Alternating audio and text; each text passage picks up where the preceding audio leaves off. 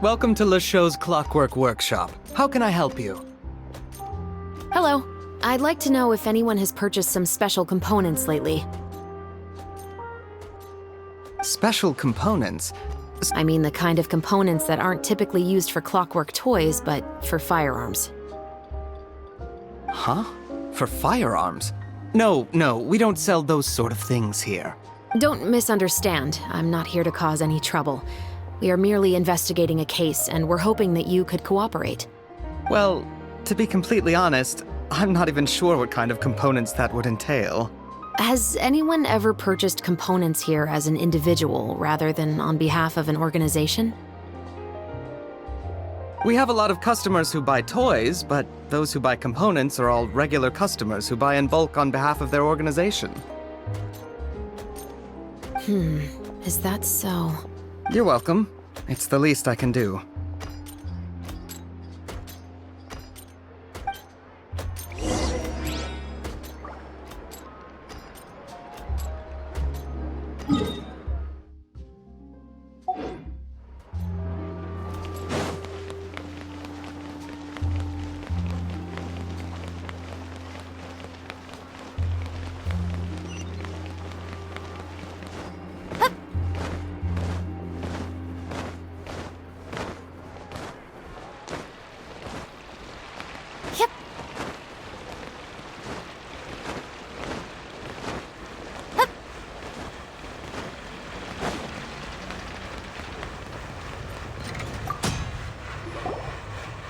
Oh, hey, Chevris.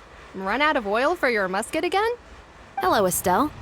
I want to know if anyone has come to your shop recently to order some firearm components. Oh, is this another case? Let me think. I don't think so.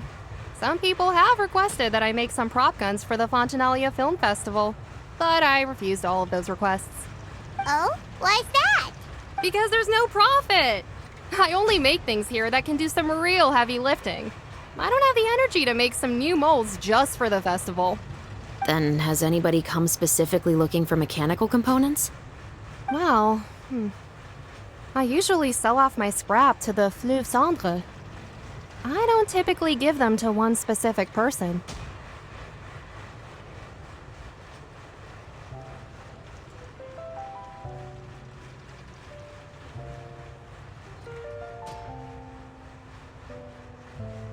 I understand.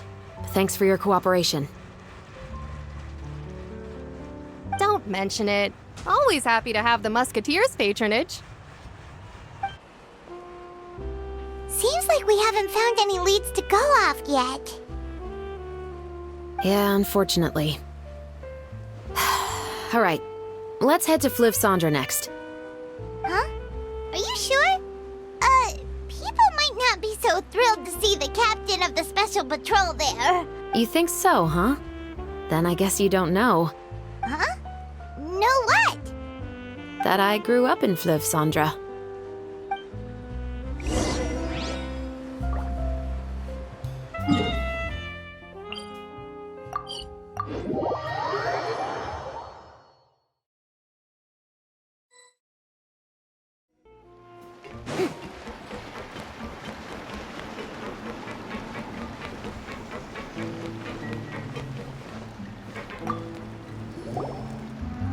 Hello, I'd like to ask some questions.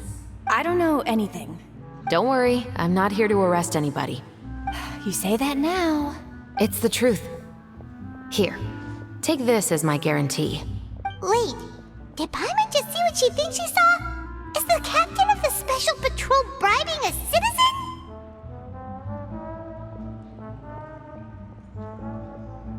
Seems you're different from the other guards. What do you want to know? Have you heard anything related to muskets in Fleuve Cendre lately? Anything at all? Muskets, huh? All I know is that about 2 weeks ago, we started hearing some loud noises at night. So loud that it's been waking me up. Were they gunshots? Possibly. It's hard to tell around here. Someone's house collapsing, a pipe exploding somewhere, it's all the same. But the noises I'm talking about definitely happened after I fell asleep. Do you know where the noises were coming from? I don't remember clearly.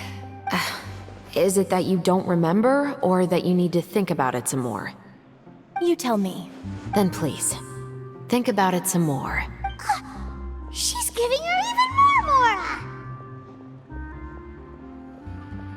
The noises came from the end of the Southern Waterway. I came out and had a look for myself when I wasn't sleeping well, but I didn't dare get too close. That's all I know. All right, I'll take your word for it. Thanks for the pâte de fruits.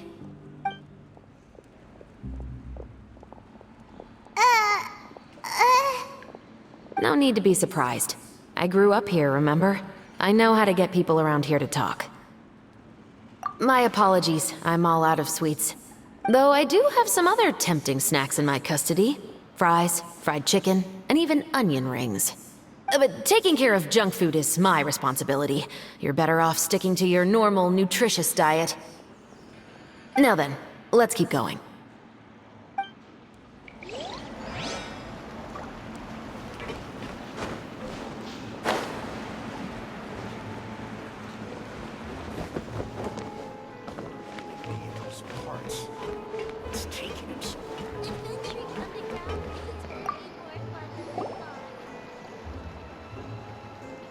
It's been a while, Tetro. Please, just get on with your request. I want to know if you've heard anybody talking about muskets lately. Information isn't free, you know. I've heard that bandits have been extremely active in the countryside recently, and they've been affecting the delivery of goods to Poisson. I can allocate some more manpower to help out with that problem. What do you say? You're still as helpful as ever. One of our men got drunk at dinner about a month ago and lost his gun.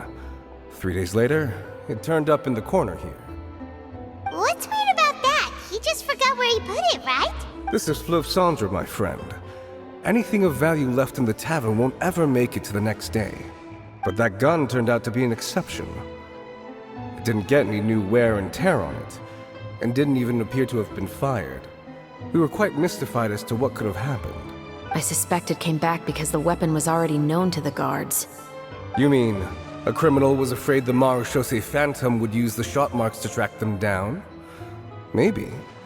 But if that's the case, the culprit really took great care to avoid getting caught. I didn't say anything about a criminal. In Fleuve Cendre, knowing who was killed is as easy as knowing what clothes you're wearing today. It's the guy living in the east side, isn't it? I've never liked him. Every time he's here, he just orders a drink and sits there with a nasty look in his eyes. So, who was the one who lost the gun in the first place? Don't bother. Even if you ask, he wouldn't admit to owning a gun to some strangers. Not to mention the captain of the Special Security and Surveillance Patrol. He's right. I know you grew up here, Chevres. Even though you're on good terms with the Spina, you've still been gone too long. Not many people know you here now, and a lot of people don't like the Special Patrol. I know. So take my advice and don't show your face too much around here. It's for your own safety. I'll come and go as I please, and I'm afraid I'll be appearing more often due to my work. All right. Don't say I didn't warn you.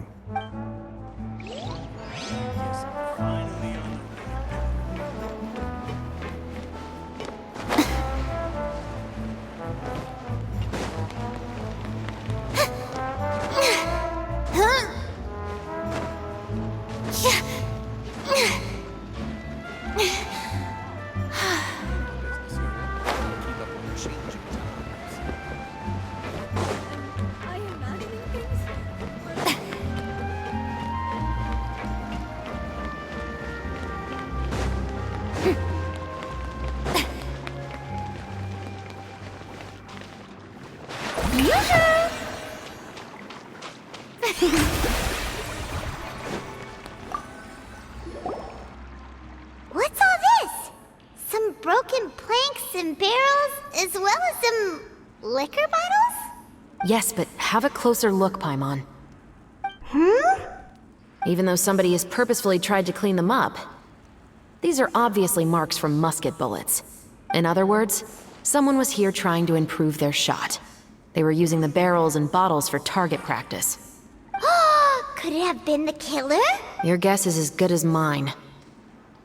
Although many people at Fleuve Cendres own guns, few hide the fact from others. And even fewer would go to such lengths to hide markings from practice shots. Anyway, let's go. There might be more to this.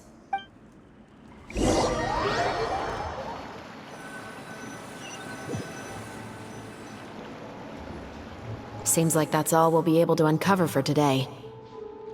Paimon feels like we managed to learn a lot more here than up on the surface. Yes. Assuming that everything we found is indeed connected to our suspect, then their timeline was probably something like this. A month ago, our suspect found a gun and took it home to disassemble it. Once he'd figured out its mechanics, he brought it back. In the following weeks, he used some parts to create his own makeshift musket, and took it to the Fleuve Cendres for target practice. Then, a few days ago, he found his target and carried out the murder. Once the deed was done, he left a rainbow rose on the body, just like the scene in the novel. That all makes sense to Paimon, but we're still no closer to figuring out the killer's identity. The deceased was a resident of Fleuve Cendres. It's said that he was a poor, solitary man. Yeah, that's also something I'm trying to figure out. If we are indeed following the novel, and there's a story behind the murder, then this murder should be an act of vengeance. But according to our investigation, the deceased didn't have any enemies. He was no saint, but no one's heard of a rival who hated him enough to shoot him dead, much less care to leave a rose on his body. What message is the killer trying to convey, and to whom exactly? We've thoroughly investigated that possibility. He claims to have spent the whole day at the Opera House on the day of the murder, and the staff there have confirmed his account. Okay, so he has an alibi. Not only that, he lacks a credible motive as well. He has a family of his own, and both of his parents are still alive. I've looked into his records. He was adopted at the age of 6, and all the proper procedures were followed. There are also records of him at an orphanage before then. In the story, the mother of the 2 musketeers was murdered after the children turned 10. Of course, he could have changed the children's ages, but I don't want to assume anything without evidence. More importantly, I've also had a chat with him in person. He didn't seem like the kind of person who would pull the trigger to kill a man. Then, what should we do now? We have all this new information, but it doesn't help us move forward. Investigations take time. I didn't expect us to catch the culprit in just a single day. How about this? Let's spend the next few days filming with the crew. We can continue the investigation once we're done with the film. I'm sure that given time, new leads will present themselves. Wait, but weren't you saying Intel is like small, remote islands in the middle of the sea just a moment ago? Wouldn't you just miss them if you were to stop looking? Ah, but the book had more than one reference to the islands, Paimon. Oh? What else did it say then? As long as you spend enough time sailing through the fog, you'll eventually come across an island.